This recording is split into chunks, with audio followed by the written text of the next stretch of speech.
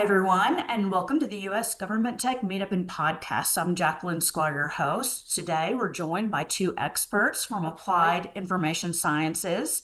AIS is one of the most experienced and trusted GovTech contractors in the country, and they were among the first 100 DoD contractors to achieve CMMC Level 2 certification with a perfect 110 of 110 score.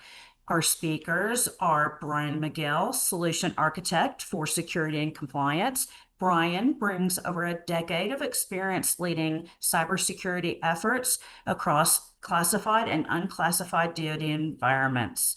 Meredith Dost is Vice President of the Infrastructure and Security Solutions. Meredith has guided multiple organizations through successful CMMC audits and specializes in secure modernization and compliance automation. We're happy to have them here to walk us through what CMMC really looks like in practice. Let's kick it off. Yeah, thank you. I'll start with a little bit more of an intro about AIS, but I'll keep it short. The main thing I wanted to highlight is that we've been around for a long time. We have, a deep experience in the Microsoft tech stack, and our focus is really on highly regulated industries. So we support both federal and commercial customers, and our commercial customers are really all in the highly regulated space like energy, healthcare, insurance. So some of our core capabilities as a cloud transformation and AI transformation company. In order to do that, we have a lot of a deep-rooted experience in security, supporting people in the government and highly regulated spaces. Comes with strict security requirements. So my focus and Bryan's focus at the company is helping accelerate secure cloud adoption. Help accelerate going through regulatory audits, deploying security engineering solutions, and many other things. So some of our stories today and lessons learned are kind of rooted in our experience in the Microsoft stack. So I wanted to give a little bit of a highlight there and kind of show a little bit about AIS as a company. And feel free to check out our website at ais.com if you want to learn more. Just wanted to set the context a little bit about who we are and really what we focus on. And thanks for introducing us already. So I'll go ahead and breeze past this, but just wanted to note for myself, and then Bryan, you can add for yourself for your intro, is that I've been working with the DoD. Actually started as a government employee, and so my working compliance is rooted in a lot of different sides, and now working as a contractor, helping government organizations, deploy cloud solutions and follow, the RMF and deploy security controls, has really helped set the stage for this wave of CMMC that's come in the last few years. And so it's really translated well. As a company, we were actually the first to get an unclassified and classified authority to operate in the cloud for the government. And a lot of those lessons learned have helped us build out this practice of helping with, preparing for audits, deploying compliance as code, policy as code, and a lot of accelerators to, have that continuous security posture. So just wanted to kind of highlight that in terms of, my focus at AIS, and then Bryan, if you want to add to that a little bit. Yeah, sure. So I'll add that I've been working at AIS for 7 years, and mostly working in the compliance security engineering part of what we do. And that whole time, I've actually been able to work closely with you, Meredith, and it's been great. My experience on the topic is largely with working directly with the government and going through getting ATOs. Those of us on the call that might be, compliance nerds or compliance managers or reluctant compliance managers can, be excited or sympathize with me on that. But I enjoy the work, and it's been fun doing it this whole time. So we've got a lot of notable ATOs over my time here, and it's really exciting. And nowadays, with some pending and upcoming updates to what was RMF, which is evolving to something new is kind of like back in the die-cap to RMF change days. So it's we're starting to see a little more excitement in the field. I'm a big scary movie fan myself. Not the scary movies, but scary movies in general. And I like a good jump scare. So you've got the classic slow pan in every movie where you start on the illuminated side of the room, going to the dark corner. This CMMC reveal has been the slowest camera pan over the past 3, 4, 5 years, however long we've been tracking this, especially with this latest DFAR rule that's been coming out. So we're at the jump scare, which is November 10th, when these rules are finally starting to be enforced in contracts. But the subtext jump scare on the slide is if this information about CMMC, if you don't know anything about it, or you know very little, and you just know that it's going to be important. If that's the most important thing you get from this presentation, it's likely that you're already behind, because we're so close to the actual implementation time. So while this is getting brought back up, some of the history, the origin, this really all started in 2010 with an executive order that was signed. This established the CUI program. There were some supplemental DFARS clauses that were released, all about safeguarding, reporting, assessments, setting the scaffolding for all of the DoD contractors that would be handling CUI. Very briefly, there's only 3 levels of CMMC.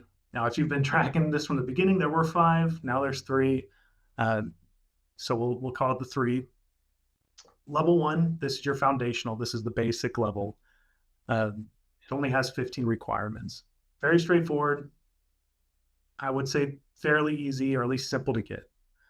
Level 2, this is what we achieved here at AIS. This is where you can actually start handling CUI data. And then level 3 is your highest level. This actually requires a DIDCAC certification.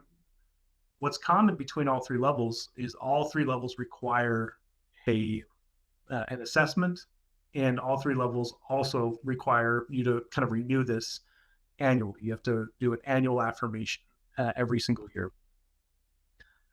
What makes CMMC, I would say, strong is the foundation in the NIST Special Publication 800-171 security controls. If you're like me and you enjoy reading a lot of really dry documentation, it's a very interesting read. It talks about all of the requirements for what you have to put into place. If you're not like me and you need some help sleeping but don't want to take drugs, you can go ahead and read this before you go to bed.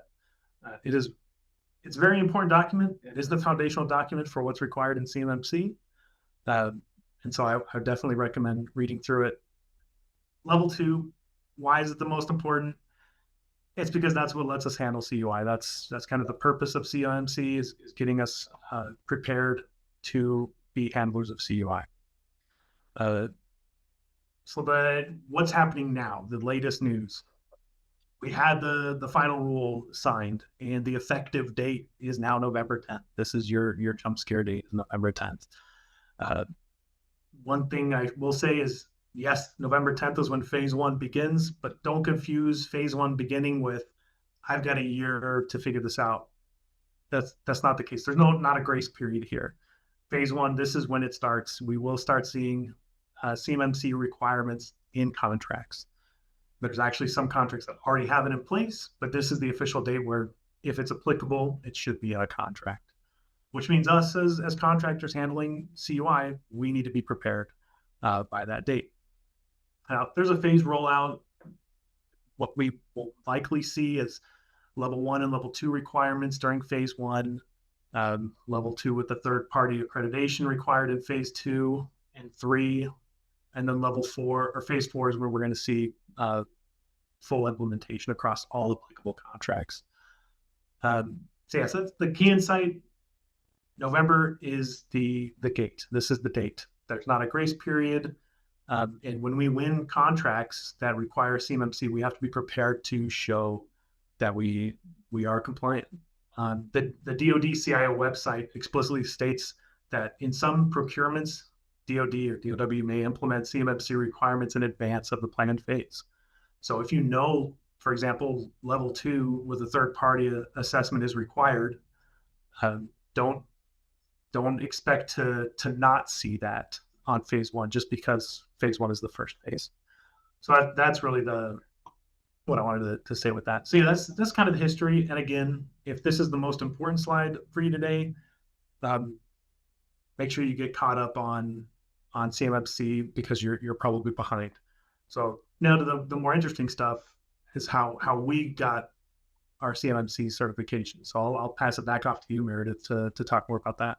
Yeah, thanks, Bryan. And I think we just wanted to level set on, CMMC has been talked about for so long, and there's been so many changes that we do see that as the confusion around the whole rollout and the phases and all of that. So we wanted to start with that. And, really, we've been helping many of our customers prepare for CMMC over the years, first for DFARS compliance, then for CMMC. So it's not new to us. But what was interesting is that when we were going through our own process of kind of going from the self-assessment model for NIST 171 internally to starting to prepare for CMMC, on paper, the process seemed very familiar to us. And, even when we're helping our customers, it really falls into these buckets. Like, we're helping plan and scope the environment, the information and the data types that are going to be, hosted there. We're going to build out the environment. We're going to implement the controls. We're going to migrate data. Then we're going to go through an audit. Like, that process on paper is very simple and straightforward. Of course, it's a lot more complex than that. But this would be your typical, on paper journey of kind of going through an audit process. Like, even if it's not CMMC, this is a very familiar pattern. But in reality, the process looks a little bit differently. And it actually, for us, looked a little bit more like this. And for a lot more of our customers, because of all the starts and stops with the CMMC ruling, people were very hesitant to completely invest and move and go through their audit, lots of different reasons. So for us internally, when we set out, we did a lot of planning and cost estimation in terms of, we're now going to operate two environments, one in commercial and one in Gov. And how can we do that as cost effectively as possible using, the licenses that are needed, and being very cost conscious for ourselves and for our customers when we're doing that planning, because you want to make sure that you are scoping that environment for the right users that need to be using it to support government customers.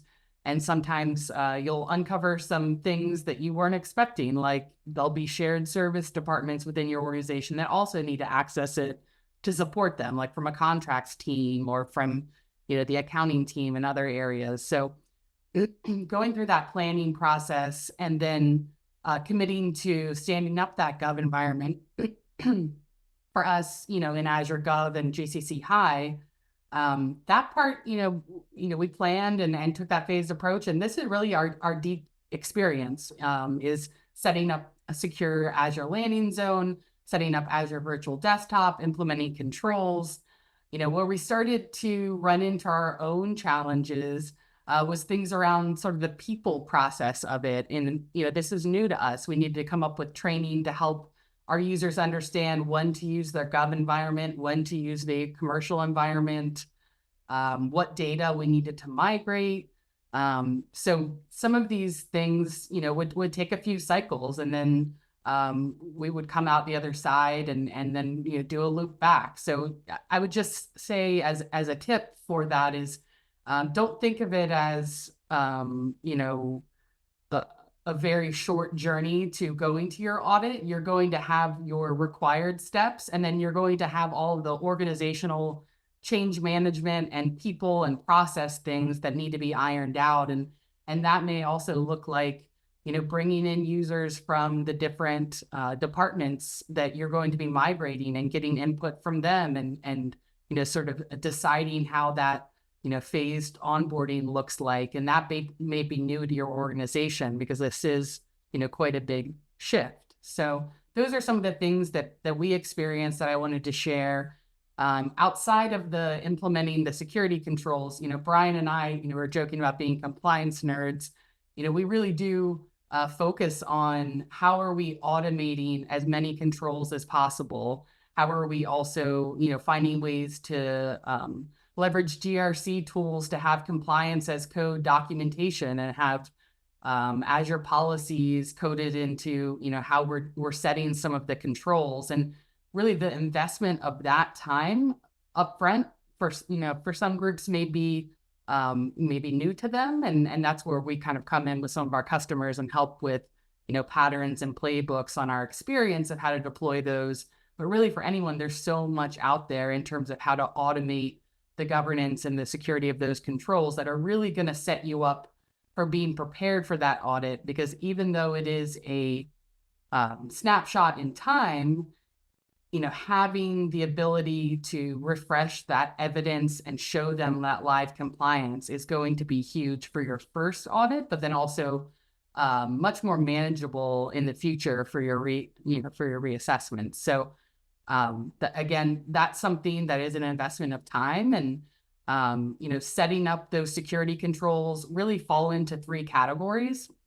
You have your technical controls, you have your administrative controls, and then you have your really your documentation that comes along with that. Because for everything that you're complying with, it needs to be documented in your system security plan as to how you meet the control. You need to have a policy and a procedure within your organization that states how you do that as an organization. And then you need to have proof. So you need to show them. You can't be vague in your audit. You have to show them exactly, this is what we said we're going to do. This is how we said it. And here's a proof, an example, and a snapshot of that. So the more you can automate those controls, the better you will do in that audit. And for us, what we tried to do, just from our own experience going through customer audits for CMMC, was to just do as much upfront work as possible. So we're testing our controls and gathering evidence and, really doing our own mock audits ahead of the C3PAO audit, which in the long run, really, really helps because you don't know who you're going to get. You don't know how strict they're going to be. And so if you and your team are familiar with how to talk about the control and how to find that evidence and be very specific, those are the ways to really be super successful in this process. And, all of the requirements are there. You need to meet 800-171. That's the requirement. And there are, some controls that you can technically have a plan of action and milestones around, not very many. And there are certain controls that you can't have any. But for us, we wanted to go and do it with the best foot forward. Some of our customers, it really depends on their timeline and how fast they're trying to get through the audit, but it is possible. It's just taking the time and the effort to prepare ahead of time. So you're going in knowing that you have an answer for all of those controls, both from a documentation, process and procedure, and then, evidence of, that control in that environment that you can show. So that's really what the high level picture of what that looks like. And then next, I wanted to dig into a few other lessons from our audit itself, just to kind of share. I know that a lot of folks are, preparing for their CMMC assessment. You may be at the beginning, you may be at the middle, you may be at the end. One of the main reasons that CMMC, the program itself has been rolled out is because under DFARS, people were allowed to self-assess their controls. So with the nature of a self-assessment is that you're going to, skim over some details and maybe not be as strict as an auditor would be. So, of course, that is the reason why there are third-party audits. So a couple of things that we learned through our process, across the team, and I sort of gathered some of our lessons learned from the audit itself, is that really you need to prove each and every control and don't assume that, that you're going to have an easy auditor. So practicing that evidence, testing the control, do that internally. When you go to a control, don't just have a summary of how it's implemented, have the engineer pull it up and show you and practice how you would show that evidence. And really that needs to be for every single technical control. You shouldn't assume that because you answered it for one control that they're not going to retest a very similar control that maybe it's the same evidence, but you're going to have to show it a second time. And that's just the nature of this strict audit process, is that you're going to, have to show for every control. So I wouldn't make assumptions around that, or assume that the auditor is going to tie the dots between, one control that's very similar to the other. Just make it very obvious, and, do that by preparing ahead of time and doing your own, sort of tabletop dry run on that. That'll, save a lot of stress when you go through your audit that's familiar to you. And then really things around some gotchas on the documentation, being very specific on that. If you're talking about doing a quick scan, or you're talking about a timeout policy, you have to set that threshold. If the control itself isn't telling you what that time period needs to be, and it's allowing you to set it, then that means you need to define the time period and be very specific. And then you need to show them evidence. So don't write something down that's very strict and then not be able to prove it. There needs to be a consistent story between what's written in your documentation and what's actually set up. And it doesn't have to be over restricting yourself. Make sure you do the research on each control. If it's telling you, define the policy, define the time period, well, then set up a realistic time period that you can prove and show through that evidence. Because otherwise, even if you have it on paper and then you have it set, and if there's inconsistencies there, you may be able to make some changes if they're open to some of the changes. But knowing upfront that there needs to be that consistency between what you said and what is set is really important. And that's really one of the things that I see the most in terms of going back and forth with the auditors, is kind of the differences between maybe what it says in the documentation and maybe a completely reasonable control that's in place, but there just being a difference in the two, and having to, to churn on some of that and potentially allow you to update the documentation. But that's something that you can avoid.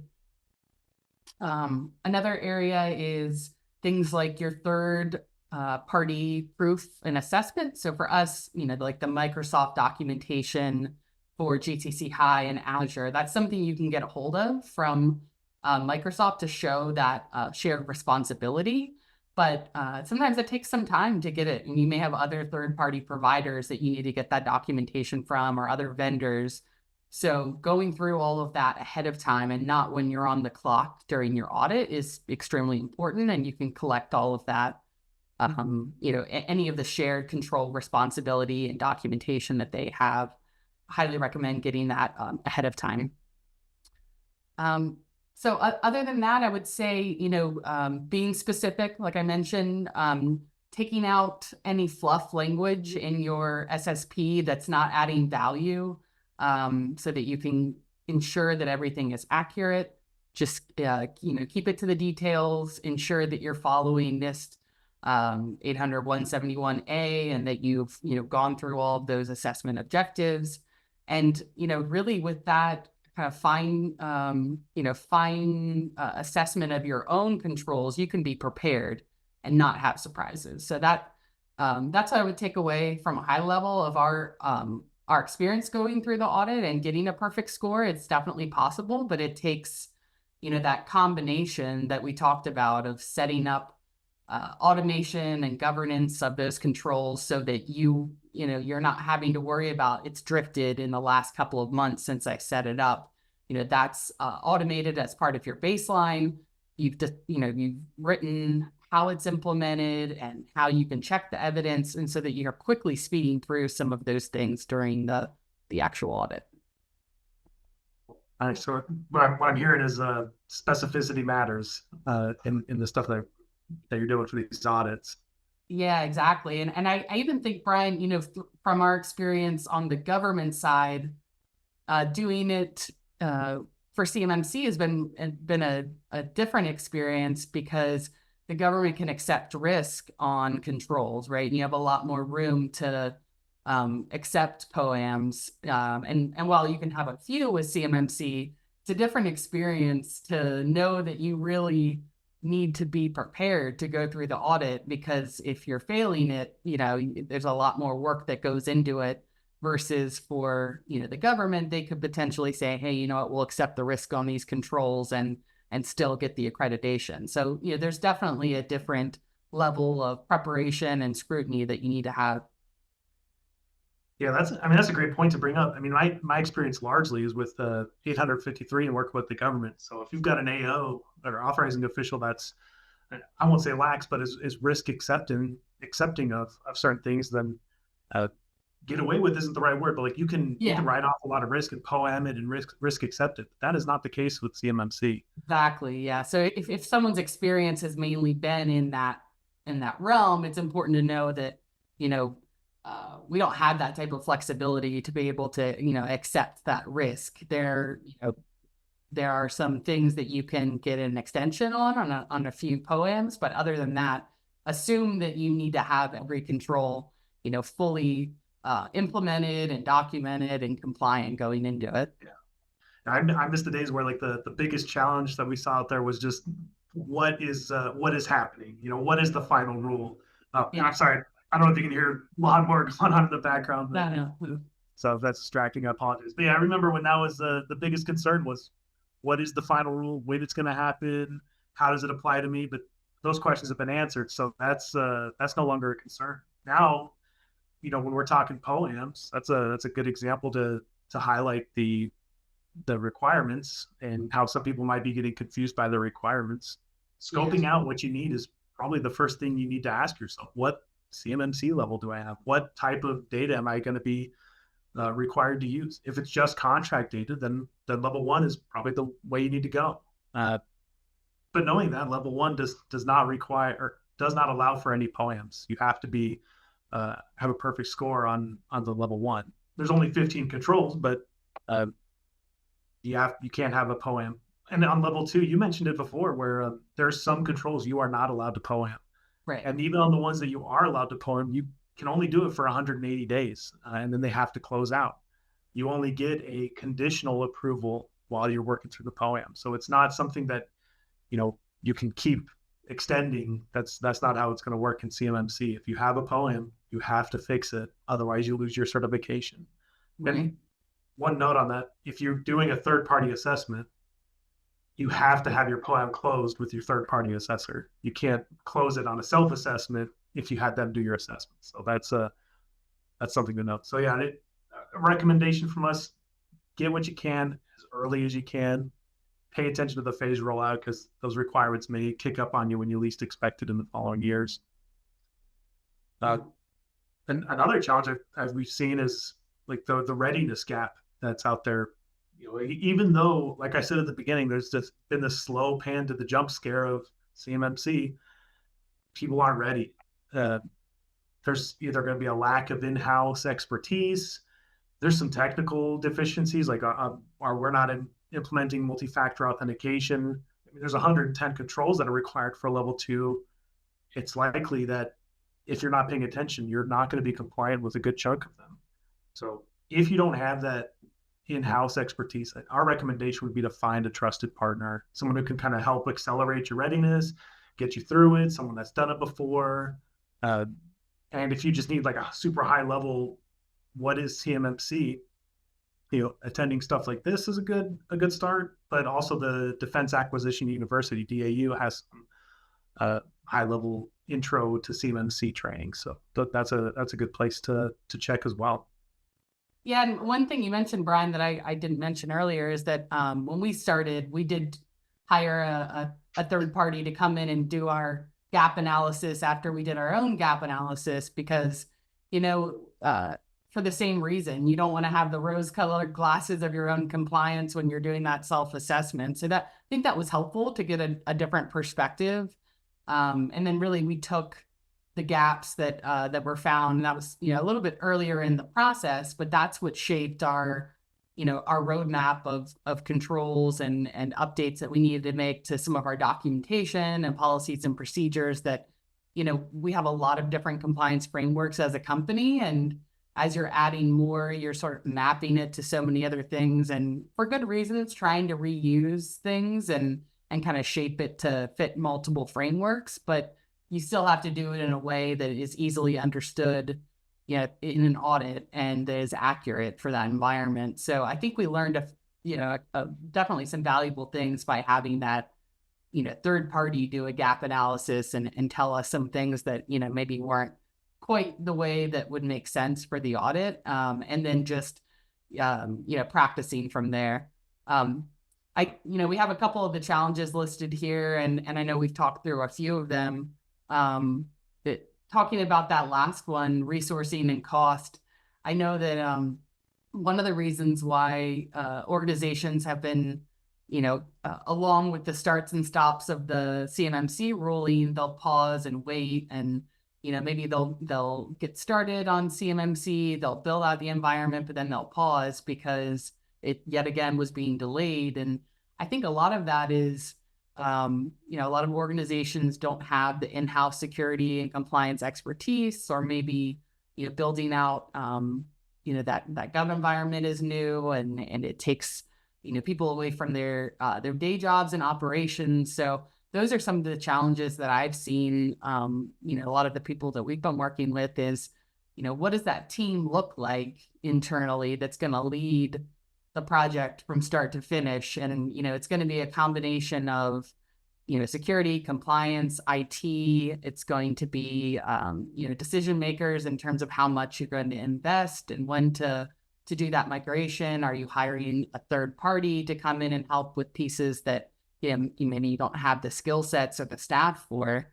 But, as you went over at the beginning, Bryan, like, it's here and it's coming into contracts. So if you're handling CUI, for your customers, it's not optional. And, so I would say a challenge in getting started is certainly figuring out the budget for how much can you invest outside, to bring in and maybe accelerate the path or, fill gaps. But then also, just getting that solid plan in place so that you can feel comfortable meeting it by the deadline that you need to meet it for your contract. That's really the place to start. Yeah, I got two thoughts on that. The first one, it's not confirmed, but there has been discussions with the Small Business Administration about providing relief to, companies or groups that want to be able to handle CUI but can't necessarily afford it. These are discussions. There's nothing official yet. Do not plan on receiving anything from the SBA, but maybe it'll happen, and that'll be great. The second thing, when we're talking resourcing and cost, a lot of people's thoughts go like, oh, there's an AI tool for that. I can do it. This is easy. And I definitely recommend using some of these AI tools, AI automation tools. They're very, very helpful. And especially with doing a self-assessment, you can find some very useful information, especially when like reviewing documentation, generating documentation. However, big warning, even though they can be useful, I would say relying only on like an LLM or an AI tool, whether it's trained or not, is a recipe for failure. Relying solely on it, double check its work, even if it's got all these, tools where it's like, hey, I can pull in from your environment and see exactly how everything looks. Everything's got to be accurate. Meredith mentioned it a handful of times. Specificity matters. Accuracy matters. If your AI tool is generating something and it's hallucinating something or it's misinterpreting something, and you just leave it at that, then that will be caught by a third-party assessor. So use the tool, verify the tool. Yeah. The output of it. Yeah, absolutely. Anything else you want to cover on this one, or we move forward? No, I think we're good on this one. Thanks. All right. Thanks. So those are some of the big areas of our journey with customers. And we've covered some of these, but I would say if I was to recommend some of the biggest things to get started with, taking a look at your portfolio of services that you have available to you or that you've planned for your environment and mapping those to the controls early and figuring out if you have any gaps. Because I've seen this time and time again that, there's a purchase of licenses for tooling, and it hasn't taken into account every single service that you would need to fill all of the controls. So doing that mapping of here are all the technical controls, here's the tool that I'm going to configure and set up to address it. Doing that up front before the purchase, that seems obvious, but it very often doesn't happen. It's just, purchased by maybe a different group, or that, there really is not connecting of the dots. So highly recommend doing that, regardless of what environment that you are, migrating into, mapping all of your technical controls to the solution that's going to be set up to cover them ahead of time before making some of those purchase decisions will definitely help. We've talked about a few times about automating the controls and the evidence. As Bryan mentioned, there's a lot of tools out there that are emerging, like GRC tools to help automate the CMMC process. So, there's a lot of really great ones out there that are helping turn your documentation into code that you can connect with your services. And we've helped customers set those up and really take advantage of the acceleration and continuous monitoring of your mass amount of documentation and evidence and controls. But, that in itself does take some time. You need to set up that tool, you need to fill it and address all of the controls in it. But it's a great way to set yourself up for continuous monitoring, not having as many human beings having to manage all the documentation and changes. And it'll also make your audit, go much smoother. So highly recommend both automating the controls, but also looking into different compliance automation for your documentation itself, because it starts to grow. And especially if you're managing multiple compliance frameworks like CMMI and SOC and other commercial ones, it becomes a huge effort to go through all of these audits every year. So definitely consider that.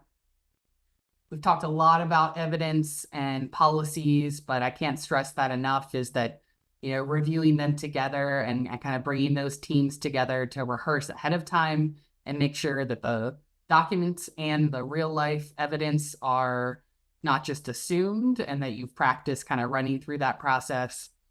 And then the last one I wanted to call out, if you are a Microsoft customer, there are a lot of benefits that you have available to you for things like security assessments. So our company and many other Microsoft partners can use Microsoft funding to help prepare organizations for using different security solutions and do an assessment of your data security using Purview, or do an assessment of setting up Sentinel and Defender to help you meet a lot of the technical controls. So that's another area to look into. We've been helping a lot of customers prepare for CMMC by helping use this small investment that Microsoft provides to them, and we'll deliver that as a 4 or 6 week engagement. We can help do some analysis and gap analysis from a CMMC perspective, but also from a configuration of controls perspective. So that may be something that you may want to check out, whether it's with your partner that you work with from a Microsoft side or from AIS. Definitely recommend checking that out and seeing if there's anything that can help sort of kickstart some of that external support without actually having to pay for it. And then that may narrow down like what external support you may need to fill gaps in security engineering or compliance readiness.